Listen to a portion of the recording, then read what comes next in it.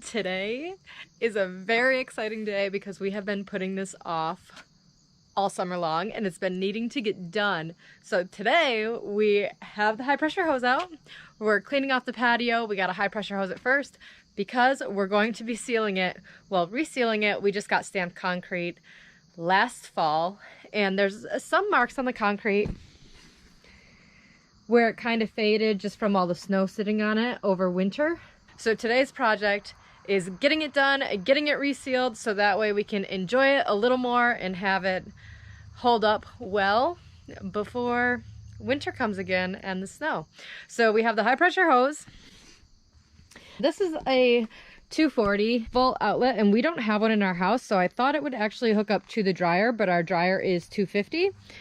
And that is why we have the tractor here. So the tractor has the generator on it and that's where we're going to be plugging it in to power the high pressure hose. And of course we also have it hooked up to our water.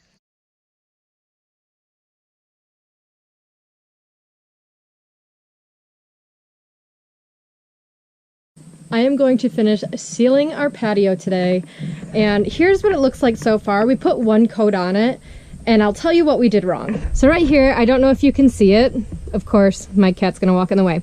But so we cleaned it off with the high pressure hose, went over everything, and here you can see we have stamped concrete, so parts of it are higher than the lower parts, obviously. So this part, actually, we started off with a roller, and so this did not get sprayed. So this is the original unsealed part, and then this is sealed, and you can definitely tell the difference. So what we did is we did most of it with the roller. We have a pretty large patio, and then on the edges, I decided I went into town and I bought a sprayer. So I did the sprayer on the edges and that actually looks really good because it did the full coverage.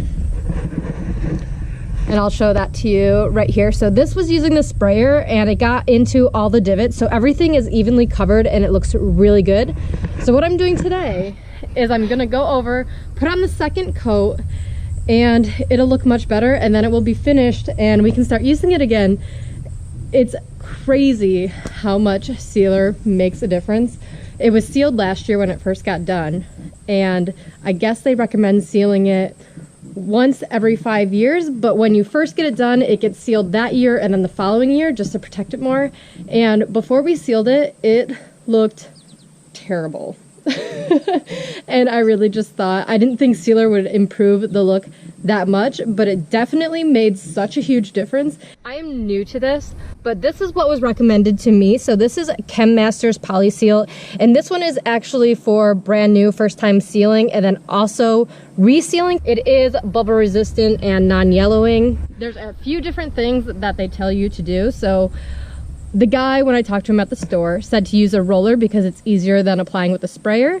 But for us, the roller just didn't make sense. We tried it as I showed you and it just didn't work. So I went to the store, I bought a sprayer, which I'm gonna be using, and it was only 25 bucks. Definitely worth the investment. They say with this one, I guess the one that you use for sealing concrete that's already been sealed is a little more forgiving, and you're supposed to put it on really thin for both this one and the other one, but I bought the original just because I have other concrete that I want to seal as well that hasn't been sealed before.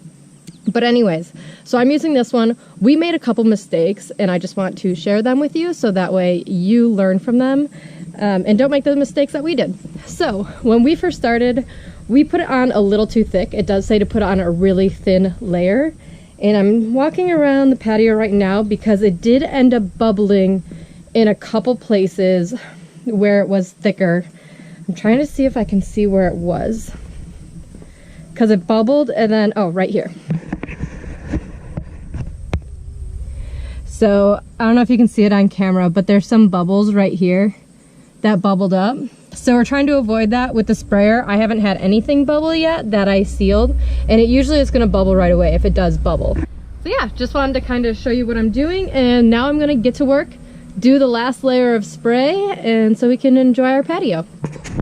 This is the sprayer I'm using. As I said, it's from Ace Hardware, and there's actually multiple different sprayers because there's one for pesticides and herbicides, all that kind of thing. And then this one is a deck sprayer, and I believe the only really main difference is, so the nozzle on this comes with 3 different nozzle tips that you can change, so that way it coats more evenly and it sprays differently than it would if you're spraying pesticides and everything. So you definitely want to get the deck sprayer and make sure you're getting the right one so you get the proper coverage.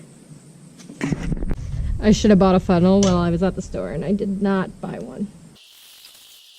Let's see, you can't really tell where I filled it up to. I think it's about halfway full, it looks. And so then I just put the top on.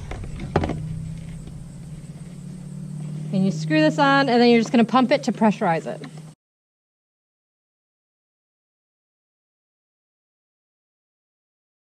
I just got done sealing the patio. So this is the second coat because the first coat we did with a roller and then kind of halfway through switched to the sprayer. So I just wanted it all consistent, and I think it looks really good. We'll see how it dries. And I am really excited to get some patio furniture back out here so that way we can start using it again. It has been out of commission for about a week because we had to high pressure hose it and then let it dry, and then we did the first coat of sealer, and then I ran to the store, you know, just all sorts of little things. So finally we finished it up, and I think it looks really good. Just gotta let it dry.